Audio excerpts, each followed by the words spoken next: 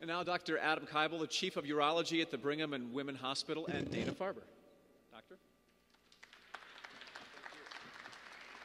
So, first of all, I'd like to thank Faye for inviting me to speak here today. I think the big thing we're going to find out in the next couple of minutes is if my eyesight or memory is better than Dr. Kantoff's. I've been told that I can read the slides out of the mirror, but I don't think I actually can, so we'll see if it's an eyesight. And also, it appears that the slides have been altered a little bit when I sent them. So this pie chart actually represents, to my mind, and it's not projecting very well, the issues to do with prostate cancer that we're talking about today. 80% of men develop prostate cancer during their lifetime. What that means, if you remove a man's prostate at death and you look at it under the microscope, you will find prostate cancer. About 16% of men, that's the next, I think it's magenta pie chart, are diagnosed with prostate cancer. And about 3% of American men die of prostate cancer. That makes it the second largest cancer killer after lung cancer. So the key thing that Dr. Kantoff was emphasizing is when we have those 16% of men and we treat them, how many of those men have we actually saved their lives and prevented them from ending up in the 3%?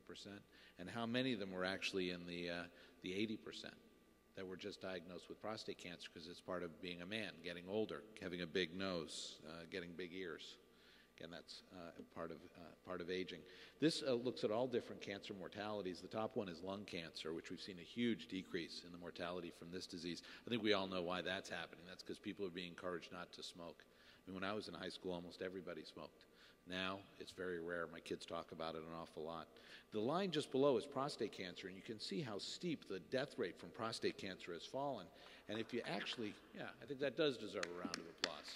Okay? And if you look at all malignancies, and that's what's on this chart, all malignancies, and this is SEER data from 1988 to 2007, prostate cancer is at the bottom. It's good to be at the bottom in this slide, because that means that the mortality from this disease is falling faster than any other cancer in the United States, with a 4% drop in prostate cancer over the past roughly decade. 4% per year over the past decade. And why is this happening? Well, it's happening because of aggressive screening, aggressive treatment, and improvements in systemic therapy. And I basically want to talk about the same thing that Dr. Kantoff, which was talking about, is why, when you open the paper then, do you read stuff like this from the Washington Post, which says that, we shouldn't be actually screening men for prostate cancer. And that was the U.S. task force. I think he highlighted many of the things that are wrong with that. But basically, I think they got the facts right, but the conclusions wrong. Okay? So these are the facts. And now I'm going to have to, PSA, clearly, I'm going to have problems reading this. PSA detects prostate cancer when it's treatable. I think that's unequivocally true. Okay? And then does this say that PSA saves lives? He's telling me, he's my teleprompter, many men diagnosed with prostate cancer actually are at no harm for dying of the disease, though it clearly saves lives. And what does this last one say, Phil? Yeah, treatments for prostate cancer clearly have side effects. Anybody who says that is just not being honest, if they say they don't have any side effects from the treatment. So, what are the benefits of screening? I think I might actually have to walk over there just like he did. There were three studies that actually looked at PSA screening. And the task force really focused on the first one, which was done in the United States, and didn't really show any benefit from screening. But there were two other studies, large studies, that have looked at this, which roughly halve the risk of dying of prostate cancer. And I think that the U.S. task force sort of glossed over these, in my opinion. And I think that both these studies are actually better studies, not worse studies. Okay? The study from Europe, I'm going to get the figures a little bit wrong here, but the first study from Europe found that you had to screen about 1,000 men, okay, in order to identify about 37 men who had prostate cancer to save one life.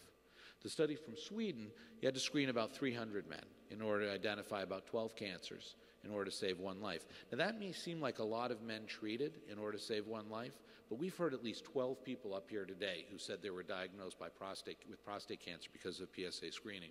One of them wouldn't have been here. Would have been Senator Kerry, would have been Senator Donnelly. I don't really know. But the bottom line is that's an individual that's with us today, leading a productive life, hanging out with their family and friends, contributing to our society, who wouldn't be here if we didn't have PSA screening. So these are my conclusions, and I think I have to, let me just glance at it for a second.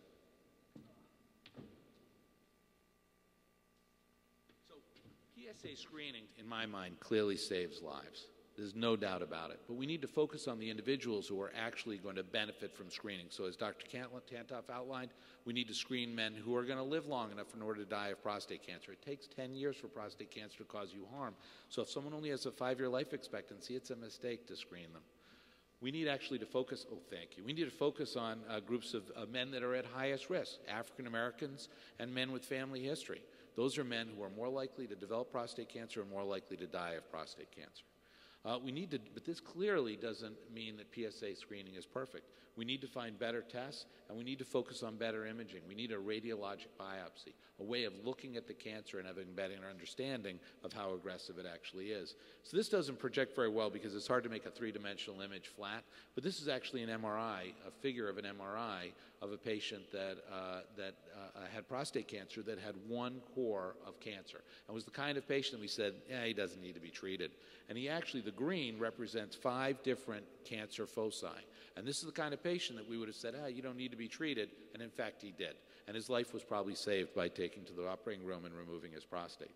So I view this actually, the recommendations from the U.S. task force as a call to arms. We need to use PSA wisely. We shouldn't use it in everybody indiscriminately.